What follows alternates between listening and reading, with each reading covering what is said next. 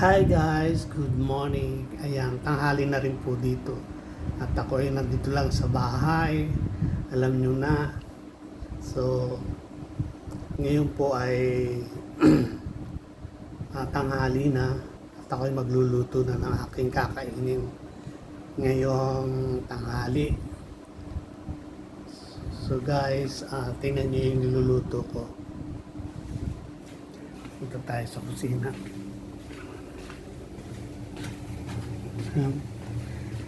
Meron akong halaan dyan. Yan. Tapos meron na rin ako sinaing. So, alagisa na rin ako dito ng luya, tanglad, sibuyas. So, ilalagay na natin ng may kaunti lang pong tubig. Kailangan ko ng pampalakas ng katawan dahil puro stress. So tayo ay magluluto na malakaya ako kanina. Ayan, habang medyo tahimik, pumunta ako sa tabing dagat. Etchos. Ayan. Yan po ay mga buhay pa. Yan ay mga nakabistay lang sa mga sa mga tabing dagat.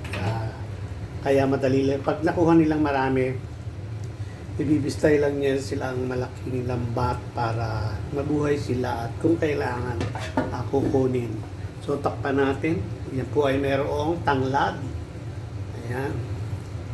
So takpan lang natin. Tapos ayan, mayroon akong tirang adobong manok. Pag nag-adobo ako at malambot na, hinihimay-himay ko yung mga karne, tapos pinapakuluan ko pa ng tuyot na tuyot para ayoko yung may malalasa ang lansa ng manok sa yung pag kinagat mo yung may malalasa ka, alam mo yung iba yung singaw sa ilong. Ganyan ang ginagawa ko para walang kalansa-lansa. May silian, tapos kaunting toyo. Ayan, tira ko po yan kahapon. Tapos ito yung aking ipapartner. Yan po ang ipapartner ko sa halaan. Pipilito ko lang siya ng dahan-dahan. At ayan, ang ating ulam ngayon. Kailangan ko pong magpalakas at puro tense yung aking nararamdaman sa loob ng isang linggo na halos. Ayan. Ayan, tingnan natin yung halaan kung okay na ba siya. Ayan. Na po ay nag-isa lang ako ng sibuyas, luya, at tanglad. Ayan, hindi ko nilagyan ng sili kasi gusto ko yung makakaanghang sa kanya yung luya. So, napaka-healthy po niyan sa mga tao na stress.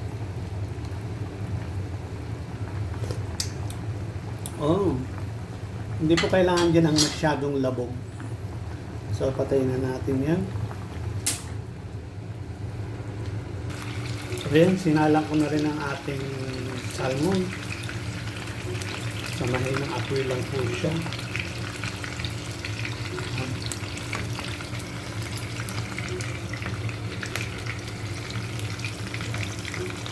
Ayan ang apoy lang. So ayan, binaligtad ko na yung ating salmon. Dapat dyan butter lang pero wala akong butter. Ano lang yun nandito. So ayan. At mamaya update ko kayo sa kain na. Ayan, impunto alas 12 na ng tanghali. Ako'y titingnan natin yung ating pinitrito. Wow, okay na yan. At tayo ay kakain na. So, iyan po mga kasari-sari ng restaurant niya. At tapos na akong magluto ng aking pananghalian. So, ayan, nilagay ko na sa kanin ko yung halaan na may sabaw. Ayan, hindi na po ako nagawa ng serving bowl dahil ako lang naman yung kakain. Saka, iyan po talaga ako, hindi ako maarte sa mga ganyan. Pag may mga kasama lang ako, saka ako naglalagay ng mga ganon-ganon. So, ito naman, ang aking partner. So, hatiin ko lang siya. Yun ang aking ulamin. At pangmamayang hapon, ang kabaak. Ganun po ang aking gagawin. So, nagpapasalamat ko ako sa Panginoon Diyos at kahit paano ganito yung nangyayari dito. Ay sa ngayon ay kumakain pa po ako. Ayan, may pagkain pa. Sana po ay matigil na yung guluhan dito. Ayan, hindi lang para sa akin, para po sa lahat ng mga tao. So, ayan, I'm praying na sana matapos na to.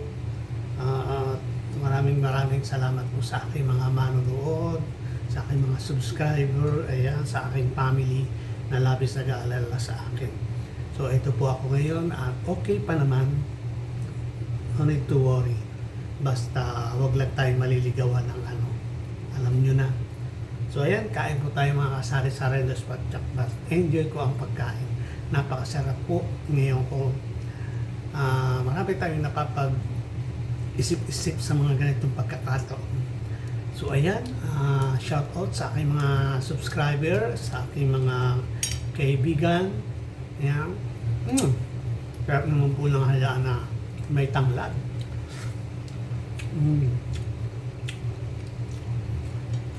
Tuloy lang po ang laban.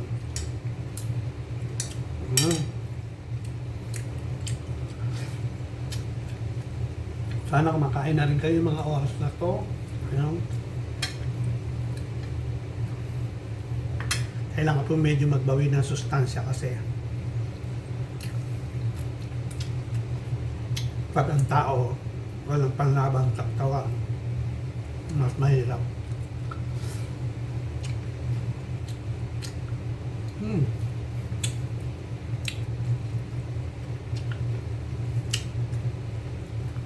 So ayan po mga kasari-sari ang Spatchakbas, i-enjoy ko ang food at ingat po tayo parati. Ayan, saan man tayo naroon. Ayan.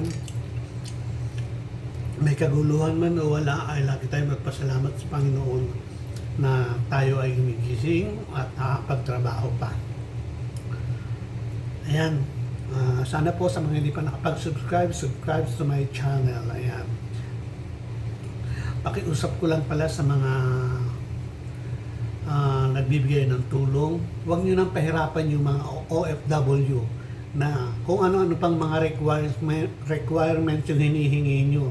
Hindi pa ba sapat sa inyo yung isang OFW nandito, mayroong passport, ba't hihingan nyo para ng mga kailangan nyo, mga contract, ganyan. Pag nagpasirox ka sa labas, delikado pa, Mariosep kayo. Grabe, halagang bibigay nyo ganun, hindi naman sa minamaliit natin. Tapos, babawasan pa nyo ng pang-taxi. Babawasan pa yun ng taxi. Alam mo naman na hindi lahat ng mga tao ay malapit sa lugar ng ating embahada. Wala akong against sa ating gobyerno dahil sa poll ay sumusuporta ako kung sino yung mananalo. Pero wag kinapahirapan yung mga OFW. Alam naman yung nangyayari, marami pa kayong question. Mariosep, magpakagigil kayo, sa totoo lang. Mayroon kayong qualified bigger at may hindi. Bakit? Mga wala bang tenga yun? Di ba yung natataranta sa mga pagsabog?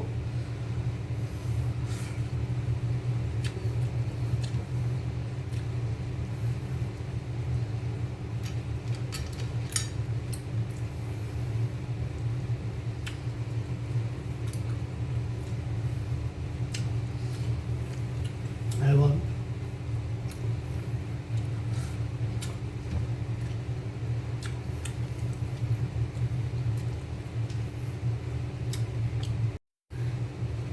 So ayan, at tapos na po akong kumain. Maraming salamat at medyo nabusog tayo pero hindi na tayo kumakain at sobrang dami. Kailangan na rin natin magtipid at mag-diet. Ayan. So pasensya na po kayo sa aking mga naging hinaing. Pero yun po yung nararamdaman ko lang. Pero hindi naman po ako galit sa ating pamahalaan. So ayan, uh, parang advice ko lang din kasi nga ako hindi na ako talaga nagpunta kasi nga yung mga kasama ko, yung iba hindi na rin nag-ano kasi nga gano'n ang nangyayari. Marami pang hinihingi na parang iimbestigahan ka pa. Ganun. Nawalan ka ba talaga ng trabaho? Ganyan, ganyan. So, parang hindi, wala akong ibang term na masabi. So, ayan po mga kasari-sari on the spot jackpot. Kayo, ano sa palagay nyo? Ayan. Basta, ayan po at ako'y nagpapasalamat sa inyo mga manonood. Ayan. Salamat sa Panginoon, salamat sa aking pamilya, sa mga kaibigan, at sa mga netizen na nanonood po ng video na ito ay sana ay pa-subscribe. Ayan. Dahil maliit po naman ang aking channel, parang libangan ko na rin ito. At the same time, kung try pala rin, siyempre magkakasahod tayo. So ayan, maraming salamat po. See you on my next vlog. Bye.